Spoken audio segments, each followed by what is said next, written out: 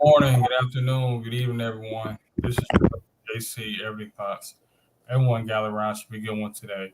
Have a special guest with me tonight, April. So I appreciate her joining me tonight. We're going to talk about the Roe versus Wade debate uh, because it was passed down as far as what last week that they wanted to abolish abortions. So me personally, I'll start it off. I feel like I'm not really for that ruling. I feel like women should have a choice to have a baby or not. It doesn't matter what the circumstance is because that's just not any like a man's rule to be like, hey, you can't do this or that with your body because that's something that's personal, sacred to a woman, and I don't feel like anybody should have a right to tell a woman what she can or cannot do with her body. But what's your take on the situation? Okay, and I disagree wholeheartedly. Well, I wouldn't say wholeheartedly. So I'm for abortions in the case of a mother's medical health, like any type of danger to her or her child or anything like that. So I'm for abortion in that situation. Also, rape of children. I'm for abortion in that situation because a lot of times children get raped um, through family members or friends and stuff like that. So I'm for it in that. And I'm for rape altogether. Even when adult women get raped, I'm for them to have a choice on whether or not they want to have the baby. I am not for people recklessly having sex and then deciding that they didn't want the baby, which is a consequence of having unprotected sex, or even a consequence of having sex, period. Because we all know condoms are not 100%. We all know condoms break and all that. So if you engage in any sexual activity willingly and you don't have a medical condition and it's not rape, then I don't think that you have a right to terminate the pregnancy. And I am for women's rights. I am for doing what you want with your body. However, abortion includes another human being as well. So that's why I see it as differently. Um, it includes another human body that develops inside you. Children just share your body with you, but it's still their own body when they come out. Like my daughter laughs, she's 21. When I say you're a part of me, she laughs because she understands how much of an individual that she is now that she's on the earth. And I say that just to be funny. But like I said, children are a part of you in a sense, but they're not you. Just like I'm a part of my mother, but I'm not her. I'm a separate entity, a separate being. So therefore, you have every right to do what you want with your body. But when we're talking about another person's body, which is unborn children, that's when the rights become a gray area. And that's why I say women have a right if they are at risk. They have a right to decide. You don't have to have abortion in that situation if you're raped. It's not because I know women who were assaulted or who did have medical situations where they could have died and they still chose to have. So you can still choose. It's up to you at that point, in my personal opinion. And to me, this is deeper than that, but I'll go ahead and let you respond before I keep going. Oh yeah, most definitely. I mean, like I said, me being a father, a new father, me seeing for my wife, having her being pregnant, her having her go through, ups and downs, eating habits, different tastes, not really getting, sense of smell. That's something that I, went through on the outside looking in, watching, looking at the baby being formed inside of her belly. But because of COVID, couldn't really be there physically in the hospital, but I just had to do the televisit. So me just coming out of the situation almost a year ago. I mean, not so much a part of abortion, but just like, I mean, just having a baby. Actually, you see daily grow bigger and bigger month by month.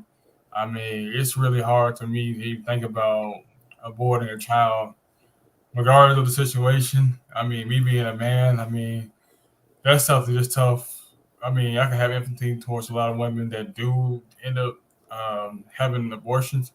I mean, I do give them a lot of credit, but I say for me, it's like it's hard for me to try to abort a baby. But like I said, it might be for everybody. Reasons different. It might be medically. It might be like I said, you can't have children because not everyone can have children. Maybe women have to go through different routes to get pregnant. You know, maybe in vitro, that might have to be a way to get pregnant because not everybody can just have, casual sex and get pregnant. So we have to Mhm. go different avenues. So and I do give my empathy and prayers to women like that. There's a sexual situation where you maybe want to keep the child, maybe want to give the child for adoption, maybe even thinking about aborting.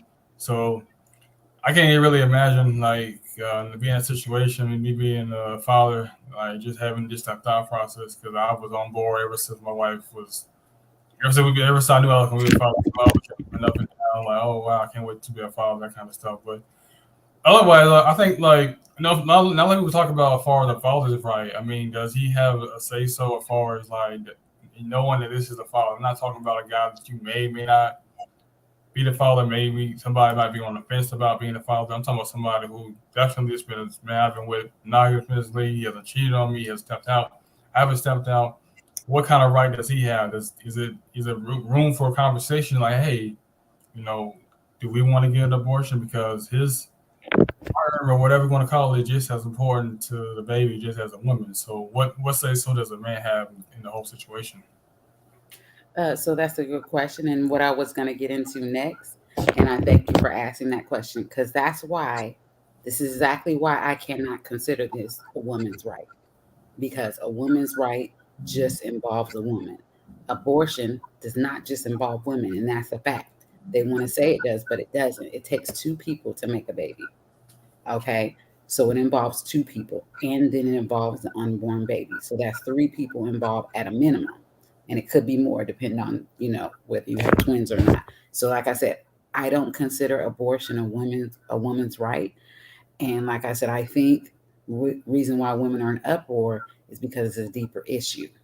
It's because the society um, is male dominated. So they use abortion as a sense freedom when it's not. You see, so to me, it's misdirected. There's no freedom that we achieve as women through abortion, but women use that as a symbol of freedom. And yes, men should always be considered in something that involves them, and creating a child involves them. So if you are involved in the process of creating a child, why would you not be involved in the process of ending its life? To me, that's absolutely ridiculous, absurd. And like I said, the only exception is in the case of rape.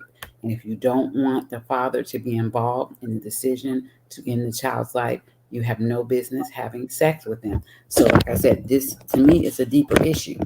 It's a deeper issue, and it's the way of the world.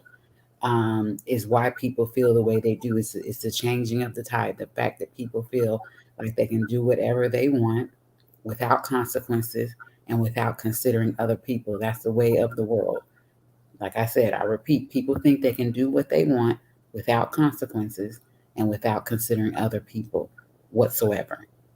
And so to me, yes, men should always be considered. If you have consensual sex with a man, regardless if you like him or not, they don't have nothing to do with the innocent child. The innocent child has a right for his father to have some say so in whether or not he lives or dies. And the fact that women don't think so just because their bodies are a vessel to this child is ridiculous to me. Like I said, we don't own these children. Our bodies are just used by God as a vessel to bring life into this world. We don't own them. They are not a part of our body. They just use our body to grow and develop. So they're inside of our body, but they are not a part of our body. Yes, at one point they're attached to it through the umbilical cord, but they're a separate being. And my daughter will tell you that I joke all the time, and she kind of thinks it's weird, but she know I'm goofy. I said, "You are me. We are one," and she'll laugh because she knows that we're not, and we're not. I joke, but when you have a living child, you realize how ridiculous it is to say that you and your child are one. No, you're not. I was just a vessel used to birth my child, and like I said, yes, it's a deep rooted issue, and I think it's because of the way society is set up that men have a lot of control and women are using this issue to gain their control. Because to me, people have gone mad. You see, they misplace, misdirect their anger in the wrong direction. This is not the way. But that's my answer to that. How do Okay, you feel with that? yeah, like I hear you on that. I mean, I've always been on the side that like At least, like I said, if you as a man, you gotta protect your seed. I'm always about legacy. You can't just be out here Nick Cannon every woman you meet. I mean, having different babies by different women. I mean, that's something that I don't play for. The Nick Cannons, the Futures, those type of guys who just keep having baby after baby. Like I said, I'm not here judging. I'm just saying that's just not how I see things. That's not I'm how judging. you know what I'm saying. I'm not saying like I said, nobody's here to judge. I'm just saying that's just not for me, my lifestyle. But Mhm. like I said, I feel like I said, once you as a man, like I said, this is something that you got to learn. Your 20, your teenage years. Like yes, as soon as you give a woman, it don't matter if you're married, doesn't matter if you're just a one night stand, doesn't matter if you're in a relationship. You have to you got to understand that once you give your seed out, it's going to be her decision. As far as if she want to keep it or she wants to abort, it's her decision. And the only thing you can do is try to have a conversation, have one on one, have like, okay, well, pros and cons. Should we do this? Should we not do this? And that's why you got to be very cautious as a man. You know, I know a lot of people talk about women being promiscuous, sleeping around. But as a man, you really have to protect your seed, your legacy. I mean, that's everything. And that's one thing I can say to myself is that I wasn't the one out there sleeping around and stuff. I made sure I found me a wife. I found, I procreated with my wife, and we have Olivia now. Now she's almost 1 years old, so I'm proud of that. Mhm. That's the Mhm. thing, though. It's like you got it. It's not like I was see before. I was just talking, didn't have a child, that kind of stuff. But now I have a child, so I have experience underneath my belt to actually talk about the situation. So Mhm. it's like you really have to be conscious of whether you're sleeping with, be conscious of whether you wear condoms or no condoms. You still have to. You said she's still gonna have this final say so. So I do believe that a man should be involved as far as the conversation, but if she chooses, hey, I want an abortion or hey, I want to have a child, then it's her right. It's going to be. It's just how it is. You know what I'm saying? No, you Mhm. don't say so after that. Yeah, and I agree with you, and that is the way of the world. Men don't have any rights when it comes to um, their children. Actually, not just when they're in the womb, but when they're outside the womb, they don't have enough rights, in my personal opinion. So I agree with that whatsoever. And let me show some compassion for women who are really strongly believe in abortion. I get it. I get why people strongly believe in abortions. I understand. And the reason why I have understanding and empathy is because the way the world is and the way the world is set up. So they don't want to bring children into terrible conditions. So I get that 100%. And so women feel like they should be able to have an abortion for any reason because of the way of the world. Like we're letting children starve as we speak. Children are starving to death when we have plenty of food. So I get all of that, and that is what people really um, are saying, and I get that. But to me, the solution is not abortions.